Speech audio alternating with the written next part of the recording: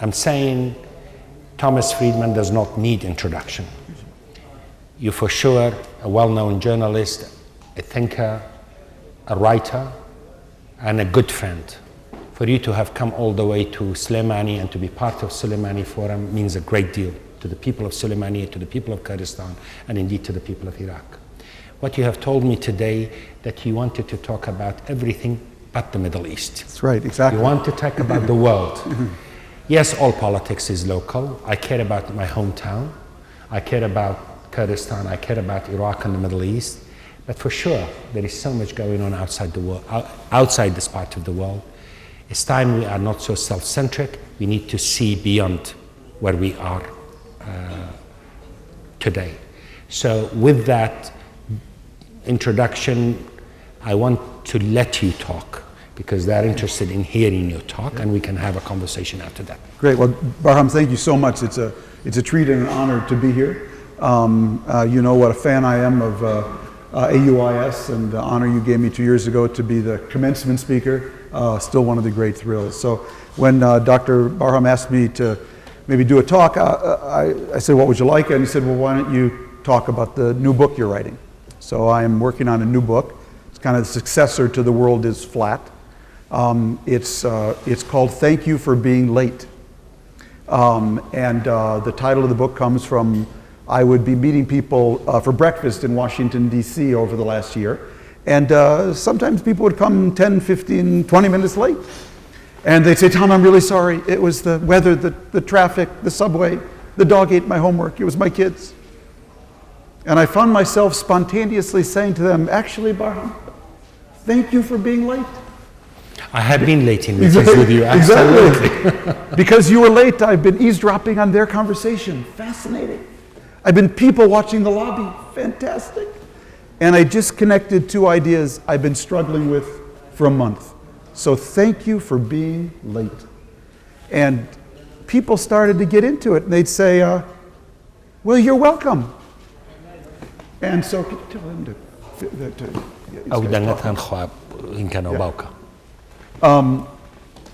so what the book is really about is a desire to pause and reflect on where the world is right now. Because I knew something was changing. In 2004, I sat down and wrote a book called The World is Flat. And it was about how the world was getting connected, how everyone could suddenly compete, connect, and collaborate to a degree we'd never seen before. 7 years later, in 2011, I wrote another book about America. It was called That Used to Be Us. And when I sat down to write that book in 2011, the first thing I did was get the first edition of The World is Flat off my bookshelf, just to remind myself what I wrote. So I opened it to the index. I looked under A, B, C, D, E, F, F, A, C, E. Facebook wasn't in it. Yeah, when I was here in Kurdistan, 2005, telling people the world is flat. We're all connected. Facebook didn't exist. Twitter was still a sound. The cloud was still in the sky. 4G was a parking place. LinkedIn was a prison. Applications were what you sent to college. Big data was a rap star. And Skype was a typographical error. All of those things happened in the 7 years between those two books. So friends, something really big is happening. So what is it? Well, I am a columnist for the New York Times. I've been a columnist for 21 years. So I have to take you for a moment into my world and tell you how I write a column. Because a news story is meant to inform. I can come to Kurdistan, I can interview Dr. Barham, and I can inform better or worse. That's not the business I'm in. I'm in the business of writing opinion. My job is to provoke. I'm either in the heating business or the lighting business. I'm either heating up an emotion in you or illuminating something for you, or ideally both, and producing a reaction. And if I do it right, I'll produce one of a dozen reactions. Barham will read my column and say, I didn't know that. That's a good reaction. I never looked at it that way. That's a good reaction. I never connected those things. That's a good reaction. You said exactly what I felt but didn't know how to say. That's my favorite. I want to kill you dead, you and all your offspring. That's a reaction. I get that sometimes. All of those will tell me I produce heat or light. Now, to produce heat or light requires a chemical reaction. And I have to combine three ingredients. First is, what is my value set? What do I believe? What am I pushing? Am I a socialist, a libertarian, a capitalist, a Marxist, a Keynesian? How do I lean into the world? What am I pushing? Second, how do I think the machine works? So the machine is my shorthand for what are the biggest forces shaping more things in more places, in more ways, on more days. Because as a columnist, what I'm trying to do is take my values and push this machine. And if I don't know how it works, I either won't push it or I'll push it in the wrong direction. And lastly, what have I learned about people and culture? How different people and culture are impacted by the machine, the way it works, and how they impact the machine. Mix those three together, stir, bake for 45 minutes. If you do it right, you'll produce heat or light. So what my book is about, is me pausing to reflect, well, what is my value set? I'm not going to talk about that tonight, but it has to do with the fact that I grew up in Minnesota in the 50s, 60s, and 70s, in a time and a place where politics worked. Second part of the book is, how do I think the machine works today? That's what I'm going to talk about. And the third part, which we won't have time for, is people and culture. So how do I think the machine works today? What are the biggest forces shaping more things in more places, in more ways, on more days, including right here in Kurdistan and at AUIS? So I read a book 2 years ago, had a big impact on me.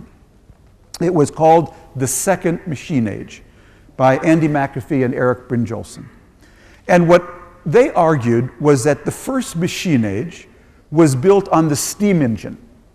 And the steam engine doubled in power every 70 years. And it required human physical labor to direct. What they argue is that we're in the second machine age, and the second machine age is built on Moore's Law. So Moore's Law is a concept coined by Gordon Moore, one of the founders of Intel, the chip company. And Moore's Law says that the speed and power of microchips will double every 24 months. Now, he said that exactly 50 years ago, and 50 years later, it still exists. In other words, technology, which is all driven by Moore's Law, the speed and power of microchips constantly doubling, is in what is called a nonlinear exponential curve. If you put Moore's Law on a graph, it looks like this, okay? And we're right here. And to explain the power of exponential, Andy and Eric use a famous story of the man who invented the game of chess. He gave the game to the king loved it so much, he said, "How can I reward you, good sir?" The man said, "I just want to feed my family, your highness. If you would just put 1 grain of rice on the first square of this chessboard, and then 2 on the second, and 4 on the next, and 8 on the next, 16 on the, just keep doubling it, like Moore's Law, my family will be fine." The king said, "It shall be done," not realizing that when you double something 63 times, the number you get is 18 quintillion, more rice than existed in the world. So that is the power of an exponential. Now, the engineers at Intel recently did a study of the Volkswagen Beetle. The first Volkswagen Beetle came out in 1971. And they said, what if the Volkswagen Beetle improved at the same doubling rate of microchips? And they figured out that if it did, it would go, today's Volkswagen Beetle would go 300,000 miles an hour, it would get 2 million miles per gallon, and it would cost 4 cents. So that's the power of exponential doubling. And what Andy and Eric's book is about is we just entered the second half of the chessboard when the doubling starts to get really big. And you start to see some really funky stuff. You start to see cars that can drive themselves and computers that can beat any human in chess or any other game you like. So I very much like their theory. They're friends of mine, they're authors of this book. But I told them you're a little incomplete because there are two other exponentials we're in the middle of. One is Mother Nature. Climate change is, if you put global average temperature on a curve, it looks exactly like that. Exactly like Moore's Law. It's in a nonlinear acceleration. Climate change and environmental degradation. And if you put globalization, what I call the market, on a graph, that would be everything from trade to Skype calls to cell phone diffusion. What does it look like? It looks like that. So if you want to know how the machine works today, what you're all in the middle of, me very much the same, is that the three largest forces on the planet, which I call the market, globalization, Moore's Law, that's technology, and Mother Nature, are all in a simultaneous nonlinear acceleration. And this is driving everything. So I basically lay all that out. I do the Moore's Law part. I'll just tell you briefly how I explain that. So if you take a computer, I don't have my laptop here, but if you take a computer, today's computer is made of 5 key parts. One is the microchip, the processor. One is the storage chip. One is the software. One is the networking. And the other is the sensor, the camera. Okay? In fact, all 5 of those things are in a Moore's Law today. All right? They're all 5 in a Moore's Law.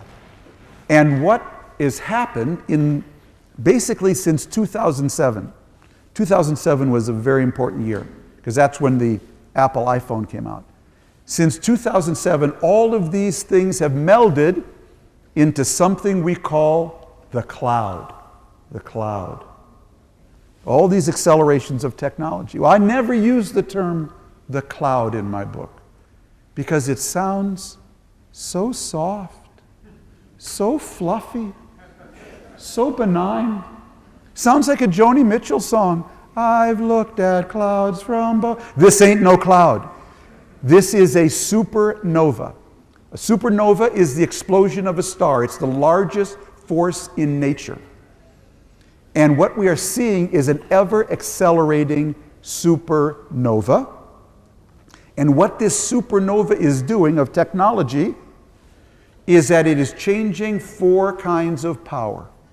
First, it's changing the power of one.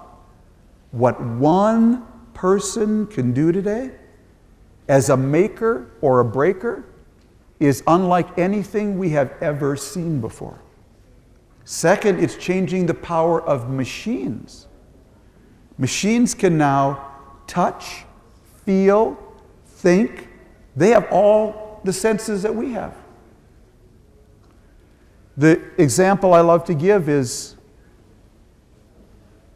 really the world changed on February 4th, 2011, when, of all places, an American game show called Jeopardy had a match, and there were 3 contestants. One was named Brad Jennings. He was the all-time Jeopardy champion.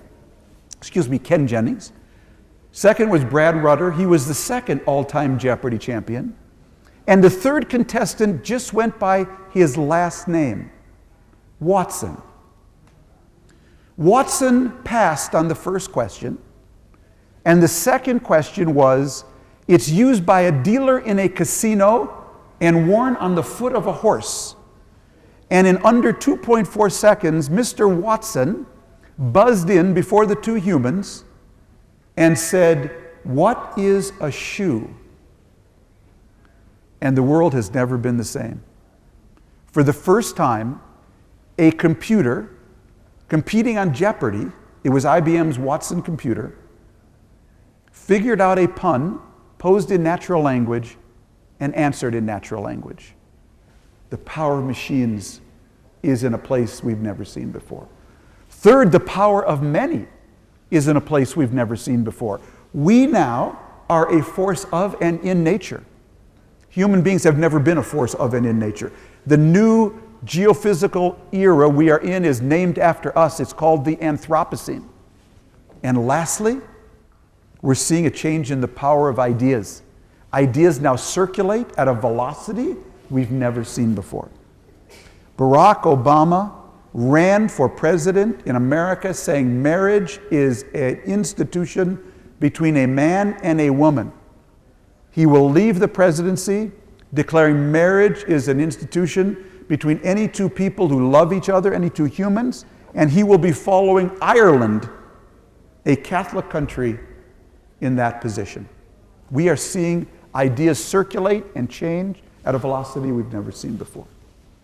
So what this is all doing, these four new powers, is changing every job, it's changing every country, and it's changing every leader, posing a whole new set of challenges.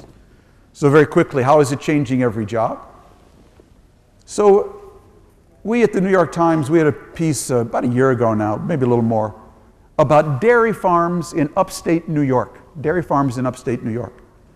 where the cows are entirely milked by robots. No human hand touches these cows. So if you were an 18-year-old kid who graduated high school in Buffalo, New York, and dreamed of working on a dairy farm, I hope you were a computer science major, because that is as close as you will get to one of those cows, right? So what is happening is every middle-class job is being pulled in three directions at once. It's being pulled up, it requires more skill. It's being pulled out, more machines, robots, software, and people in India and China and Kurdistan can compete for it. And it's being pulled down. It's being outsourced to history, made obsolete faster than ever. Every middle-class job is being pulled in three directions at once. And this is posing a huge educational challenge because my parents went to college for 4 years. They got knowledge there that basically lasted them their whole career. That is simply no longer the case. Last week I was in Dallas, Texas at AT&T. AT&T, our big telephone company, Ma Bell we call her, has 300,000 employees.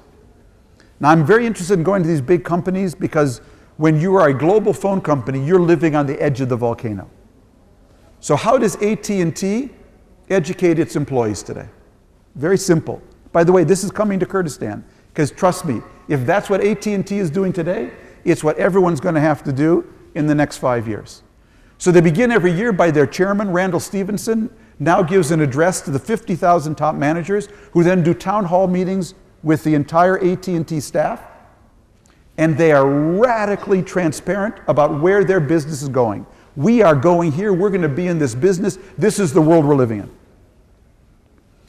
Then they put every AT&T employee on LinkedIn. Your whole biography, all your education, everywhere you've worked in the company. Now AT&T can look down, we've got this guy named Barham Salih, we're going there. Let's look at his LinkedIn profile. Barham, you got some stuff we need, but you don't have some other stuff. Where we're going, because we're going there.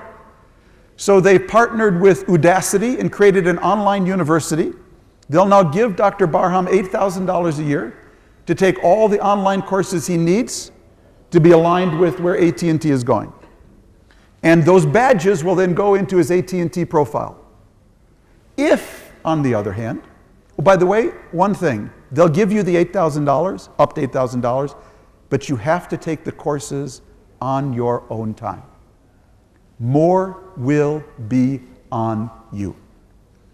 And if Dr. Barham says, you know, I really don't want to take those courses, AT&T has a wonderful severance package for Dr. Barham, but he won't be working there anymore, okay? So that's basically where the world of work is going. Permanent learning, lifetime, all the time. Because what sustained the middle class in America for 50 years was something called the high-wage, middle-skilled job. High-wage, middle-skilled. Today, Maffy, high-wage, middle-skilled job. There is no such animal in the zoo anymore. There will be a high-wage, high-skilled job. There'll be a middle-wage, middle-skilled job. But there will be nothing in between. And this is going to require a whole shift in how we approach work and how we are educated and how companies have a social contract with their employees. What LinkedIn is doing now is what I call intelligent assistance. So they're creating a graph where their goal is to put every job offer in America online. Their goal is to have you also with your skills online. Their goal is to have every university online that would offer you the skills to get that job. And at the same time, what they are doing is analyzing.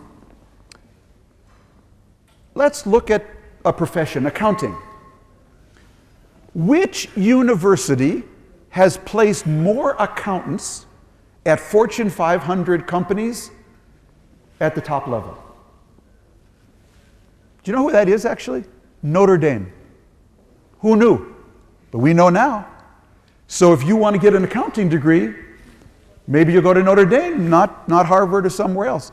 So we're using big data now to create intelligent assistance. That's what's happening in the world of work. What's happening to countries is the following.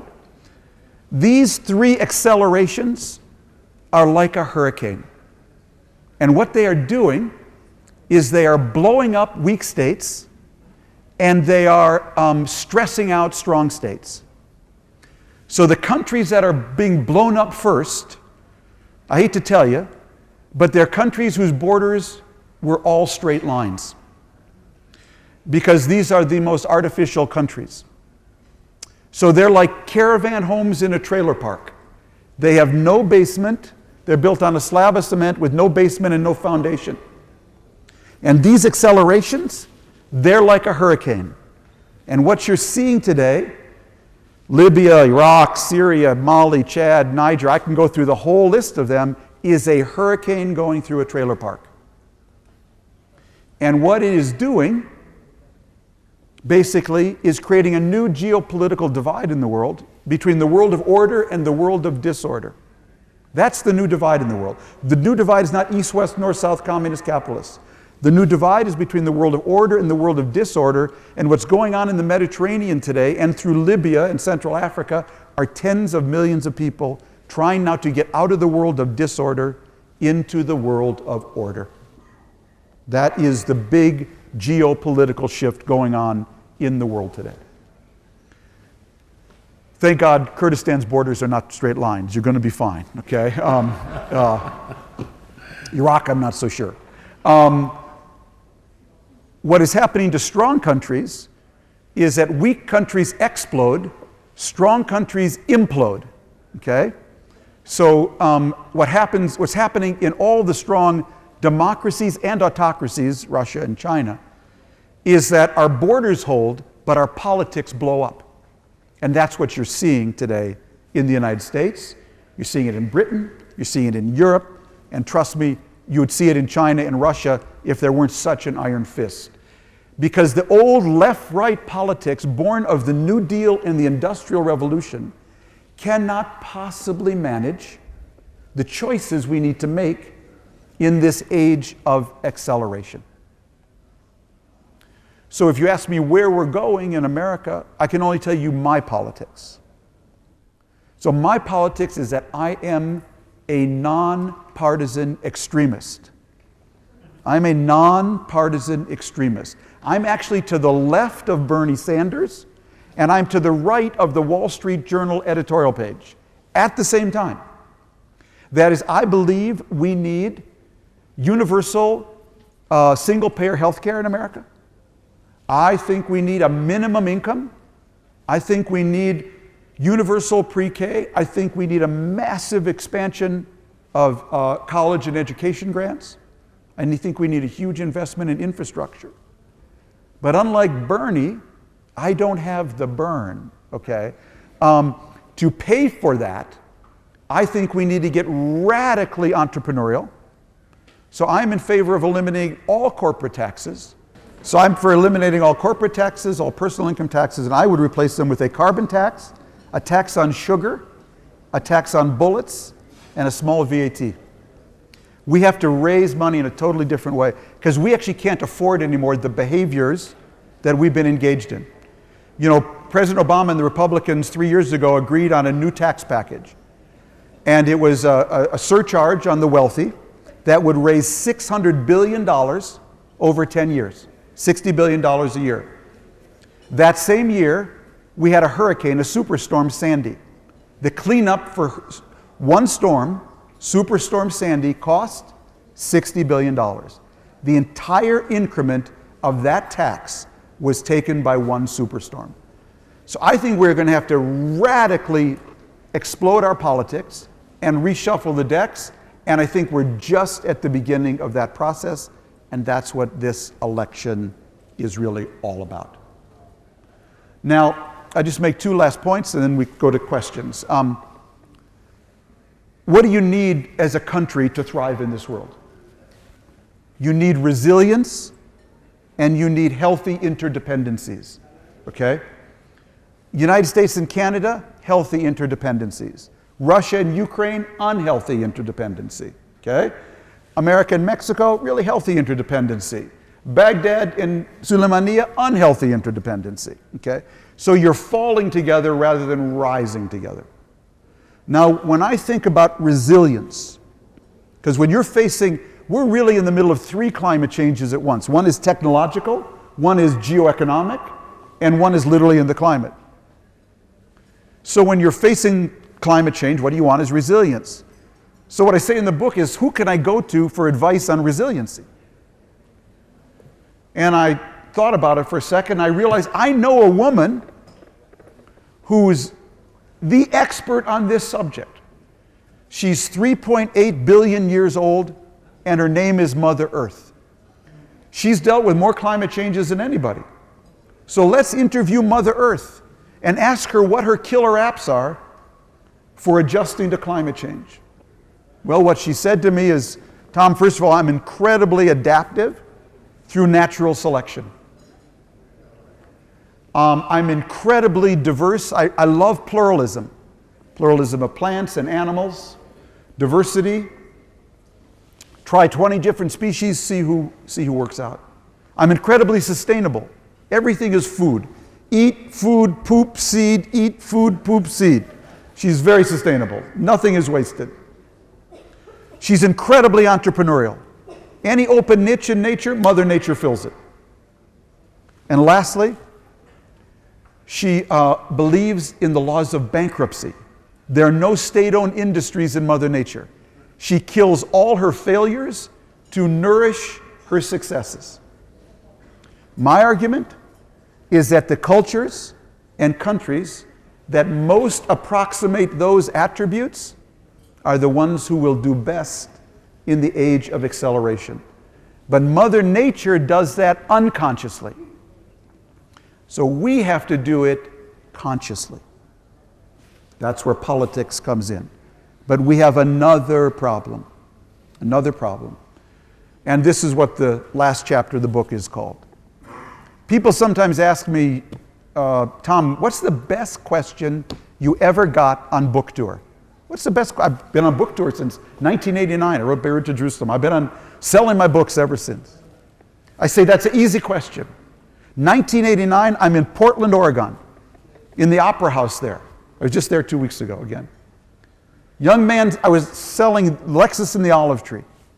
Young man stood up in the balcony, the far balcony in question time, and said, Mr. Friedman, I have a simple question. Is God in cyberspace? I thought, oh my God, is God in cyberspace? I don't know. I really felt stupid. I didn't know what to answer. Is God in cyberspace? I hate standing in front of an audience. I didn't know what to say. I was embarrassed. So I went home. I called my spiritual teacher. He's a rabbi, lives in Amsterdam, married to a Dutch priest, great scholar, named Tzvi Marks. I called Tzvi. I said, Tzvi, I got a question I never have had before. Is God in cyberspace? What should I have answered? He said, Tom, it's very simple. In our tradition, we have two concepts of the Almighty. One is that He's Almighty, and He destroys evil, and He rewards good. And if that's your view of God, He sure isn't in cyberspace, which is full of lying, prostitution, gambling, cheating, cybercrime. Okay? But he said, thank God we have another view of the Almighty that competes with it, and that is that God manifests Himself by how we behave. So if you want God to be in cyberspace, you've got to bring Him there by how you behave there. Why is this? I found myself retelling this story lately. Why was I retelling this story? Because these accelerations have brought us to a place as a humanity we have never been to before. In 1945, we entered a new world. We entered a world where one country could destroy everyone. It was us, and we proved it in Japan.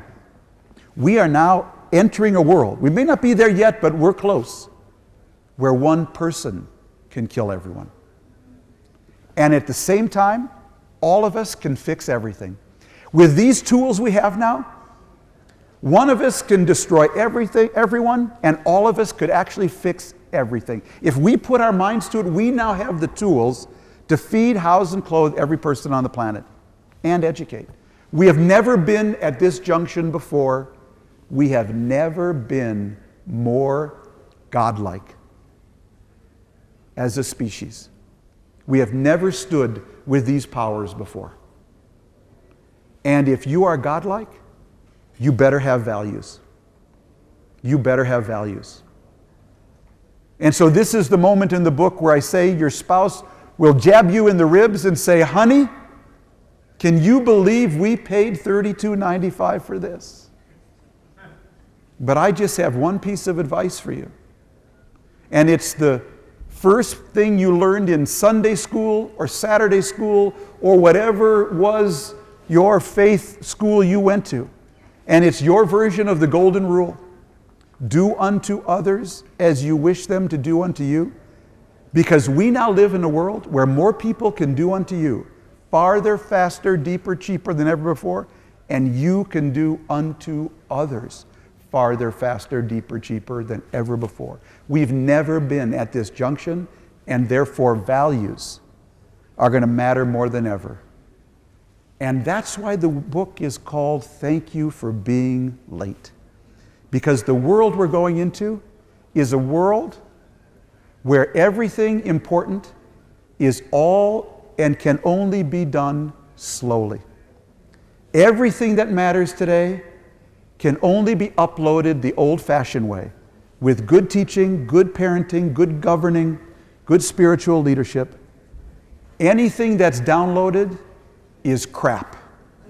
Everything that matters can only be uploaded the old-fashioned way, old and slow. And that requires good governance, good community, and good and strong families. So I end the book. My book has a theme song. I'm actually trying to buy it so when you open the book, it would play the song like a birthday card. And the song is by my favorite singer, Brandi Carlile. She's a country folk singer. And her song is called The I, E-Y-E, The I. And the main refrain is, you can dance in a hurricane as long as you're standing in the eye. And what you and I, you and Kurdistan, me and Bethesda, are all being asked to do, friends, today, is dance in a hurricane. And the only way you can do that, what is Donald Trump selling? He's selling a wall. It's a big lie. He's saying, I will protect you from the hurricane. No, no, no, no. You need to build an eye. You need to move with the hurricane. You need to draw energy from it. But you need an anchor of stability, of good governance, good community, and good values that will allow you and enable you to have both an anchor and a sail. Because in this world where things are so fast, everybody needs an anchor and a sail. So good luck here in Kurdistan, Barham, in building an eye to the hurricane.